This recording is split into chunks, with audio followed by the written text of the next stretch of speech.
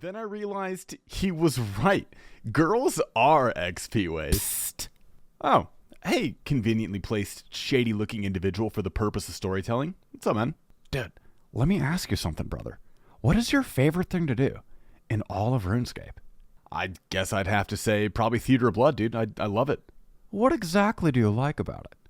Man, everything, dude. There's so many little micro efficiencies that reward good play. Balancing risk versus reward in rooms like Bloat. You can memorize every single Nylo wave and perfect your 8-way switches. And Sotetseg has my favorite mechanic in the whole game. We get to run a super long maze and do tick perfect pathing and help your teammates up above. I don't know where to stop, man. Dude, I've got a bit of a gift for you if you're into it. All right, lay it on me. It's called Hard Mode Theater of Blood.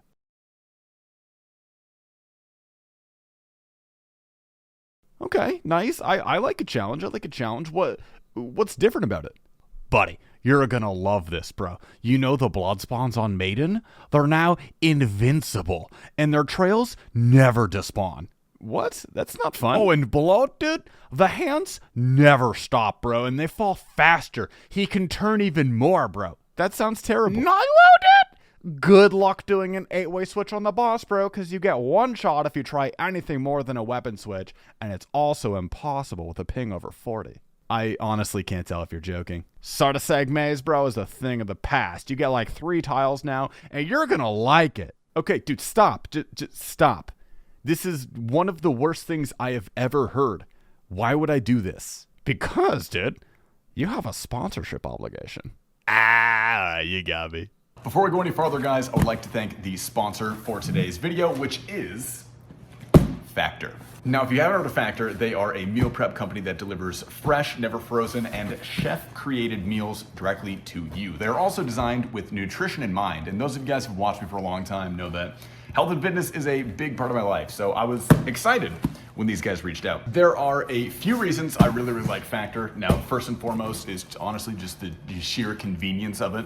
There's no cooking, there's no cleaning, there's no prepping, there's no meal planning, there's none of that. They also have keto, low calorie, vegan, vegetarian, all those options. So if you have any of those dietary restrictions, it's no issue at all. Another thing that's pretty huge is that this honestly saves me a bunch of money because I no longer have to order takeout every single night. I've been trying to watch what I'm eating because I got a little tubby, guys, got a little tubby. And it's really hard when it's 2 in the morning, I just ended stream or whatever, and there is nothing open but fast food. So now, this completely eliminates that.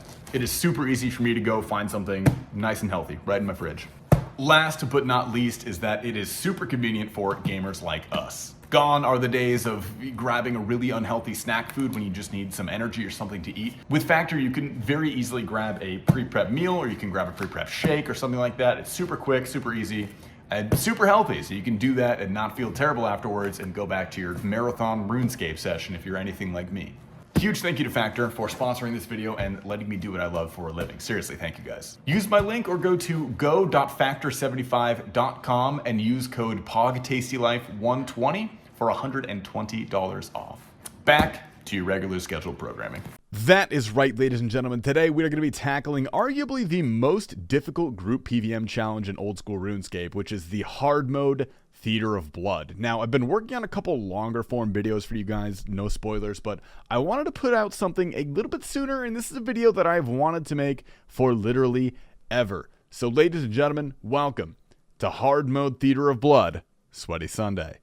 Quick rundown, we tackle pretty much the greatest PVM challenges for 8 hours straight, and I try to beat the GP per hour listed on the wiki. Now, if we lose, we give that shit away. And every time I do this content on stream, guys, twitch.tv/TastyLife, by the way, people ask what the difference is between normal and hard mode. And it's honestly like a 4-paragraph answer. So what I wanted to do today is explain the mechanics of hard mode to help not only the newer players get a better idea of the game, but to give players who are getting into hard mode a closer look at what to expect. With that said, I'm going to get into the specifics while we're in the raid, but the time starts now. Wait, I lied. Quick look at the inventory and gear first. This is not a guide per se, so I'm not going to be delving into specifics, but Anyway, I do the range roll almost exclusively, and there's going to be a wide variety of setups you can bring, but it really depends on the scale, how good your team is, the gear that you have, the strats that you're using. There's like infinity factors, but this is what I've got. Okay, now the time starts. Enter Maiden, the classic, and maybe the single most bullshit room in the entirety of hard mode, which thank God it's first. For the basic mechanics, she spawns groups of red crabs at 70, 50, and 30% total health. You have designated freezers that make sure they don't get to her, and you all DPS the crabs down together. If any of them unfreeze and reach Maiden before being killed, not only will she heal whatever HP that crab had left, her max hit will also increase by 1. And in hard mode, she will also increase her attack speed by 1 tick for every crab that reaches her. This quickly becomes a nightmare because if you miss a freeze in the first wave, not only does she attack way faster, she does more damage, and on top of that, her damage is multiplied if you take more than 2 attacks in a row, so tank swapping is necessary in hard mode. An arguably worse mechanic are the blood spawns. Now, Maiden has a chance when she attacks to throw blood instead of do her normal magic attack. Every blood splat that hits the ground has a chance to spawn this little blood blob, and if you take damage from that splat, the chance is now doubled. In hard mode, these blobs are invincible, and the blood trails they leave are permanent. If you get really unlucky with these spawns, you can have your whole arena pretty much unusable by the second wave of crabs. This one is honestly pretty tilting. You guys doing okay over there? Oh, man. Bloat. The changes to Bloat are not many, but they are brutal. Along with a larger health pool, the hands that fall throughout the fight now continue falling, even when Bloat is asleep.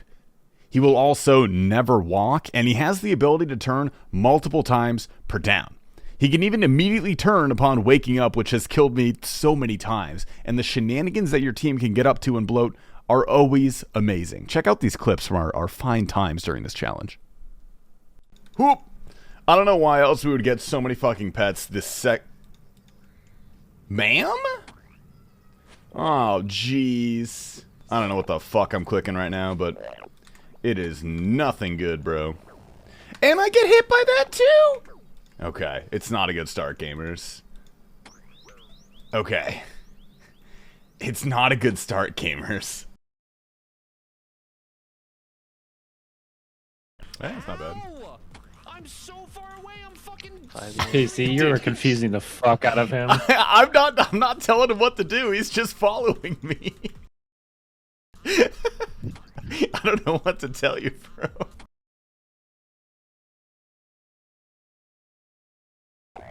Oh. Okay. Just died. We got this. If it works, baby. And Nylo, what was once my favorite room, has been massacred. Look how they massacred my boy. The waves are extremely tightly tuned now, and it's not uncommon to lose a pillar or two. The biggest changes in the waves are that the Nylos now reflect incorrect damage, so this means that the AoE attacks that you would normally use, like Chins, Ice Barrage, and Scything, are now essentially unusable on pillars. So your team has to be on it and really understand Nylo priorities to make this room clean. There are also 3 demi-bosses that spawn throughout the waves, which essentially are just weaker versions of the main boss. I actually don't mind this. It throws in a little bit of spice, and if your team is in sync, they should be no problem. The boss is where they really lost me, though. With the boss Nylo, your team must now stack up if it's mage phase, and run at least 2 tiles apart if the boss is in range phase. Otherwise, you subject yourself and your teammates to massive damage. Melee you can be wherever you want, thank God, but the timing on this is really brutal, and you only have half a second to read the color of the boss, decide if you want to be in or out, and then switch your prayer and your gear accordingly. It is doable, but if you mess up on the prayer, you're dead. If you mess up the weapon switch, you're dead. And don't even think about doing anything more than a 2-way switch. Also, God forbid you have to play in an East Coast world, because you're done for. Now, there have been some really cool strats that people have come up with to make this room more efficient, more bearable, but unfortunately, it's still not fun. Sotetseg, however, still pretty fun. Although I do not like what they did with the maze. For those unfamiliar, at 2/3 and 1/3 health, all of the players are transported to the entrance of the room, and one player is selected to go into the underworld with the maze. The player underground has to walk along the maze perfectly, as the teammates up top will only see where their teammate below has stepped. They don't see the maze at all. If they step off the path, they take a bunch of damage. Now in hard mode, that is actually reversed. There is only one player up top, and all of the rest of them have to navigate the maze beneath it. If 3 players are under, the maze is split into 3 different segments, and each respective player can only see their own segment. Now this in theory encourages teamwork and communication, but in reality I feel like it really detracts from the interesting part of the maze, which was the deep knowledge of pathing and movement, and further being able to demonstrate it. Now you only do it for like 3 tiles instead of the whole maze. Regardless, the rest of the room is pretty much the same, except for you get 2 big death balls now, so tick eating is going to be a necessary tool if you ever want to do hard modes. Xarpus is kinda legit though, because it weeds out the weaklings. Alright, the outer 2 circles of the room are instantly poisoned in hard mode, which essentially means you have to melee. The other huge change is in Phase 3 when Xarpus begins to stare. Now normally, he'll just face a corner for 8 ticks and then turn. But in hard mode, Xarpus will turn to face your corner the tick after you attack. So with 4 people, it's pretty simple. Everyone just takes a corner and starts swinging at different times. Xarpus will spin around like a dreidel and everyone is safe. You can just AFK. However, there are only 4 corners. So if 5 people are in a raid, 2 of them will have to be on the same corner attacking at the same exact time. If they don't, this happens. If he kills me, bro, if he kills me. What's his claw scratch? And you can kill my corner. My man just. Whoa!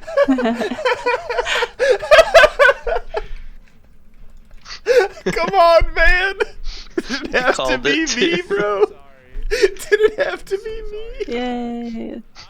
Whatever, got Maybe 2 you of them should put done. him in his own corner. Big Mama Verzik. Now, the changes in this room are also not major, but it's still the absolute brick wall for teams because of the final phase. In Phase 1, it's the same except you alternate pillars on the left and right. This is because the pillars get falling rocks around them after they're hit. In Phase 2, the cupcakes that she throws now leave poison pools that stay there for a good while. And everything does more damage, so have fun pathing around all the poison away from the 50 crabs that are slowly but inevitably cornering you. Phase 3 is almost exactly the same. Now every 5 auto attacks she'll go through her special attack rotation, which is spawning crabs, shooting webs, the yellow pools on the ground, which there are now 3 of, by the way, and the giant green ball, which does 121 damage in hard mode, and is lessened each time you pass it to a teammate.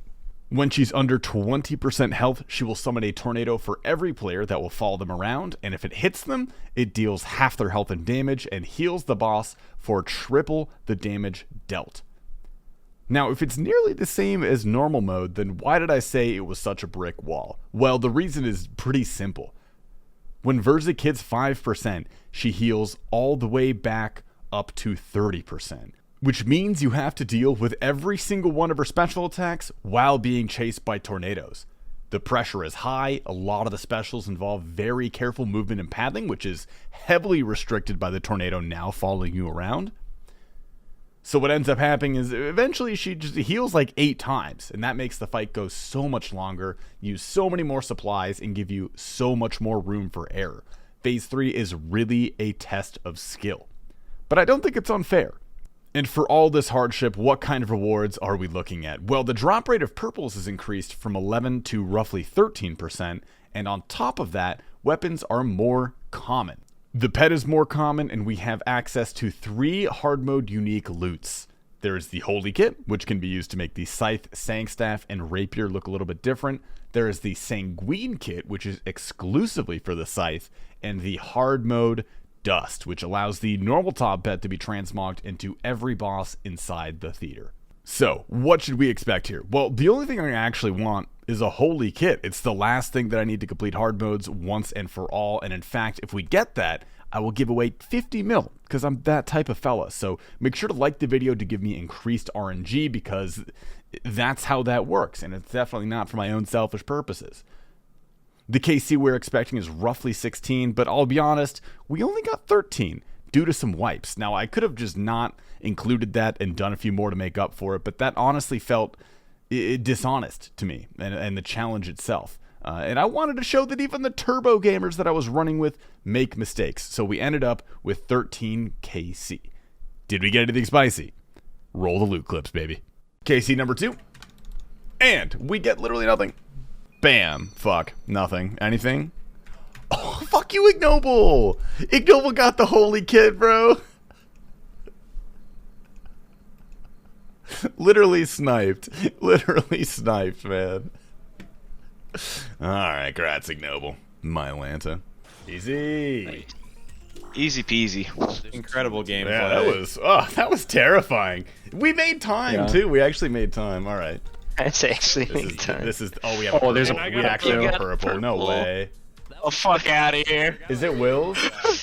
Oh, thank fuck. Okay. Honestly deserves. Just Let it yoink be the the scythe. scythe. You know, just yoink the scythe, honestly. It's about time. I only died once, though. No, it's a... Oh, that's so bad, dude. Oh, no. At least it's the most expensive Justy piece. get fucking Zoe. Alright, get Zoe, honestly. Nope. This game sucks. We saw a couple kits and got one purple, which was a Justy helmet, so that's absolutely horrendous. Now, the wiki currently has this listed as a little bit over 5 mil per hour. We got 5 mil total. We lost, and to be fair, it was rather unlucky.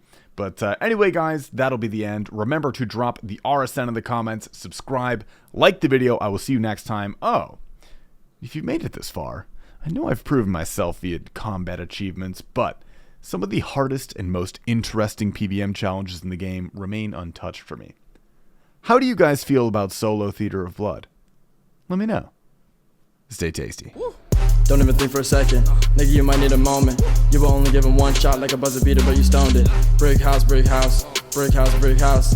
11 bricks at the studio, here's a brick on the house, here's a brick on the house. Yeah, you know they're coming quick, just like SWAT in the drug bust, but I'm slick, bitch, call me Rick.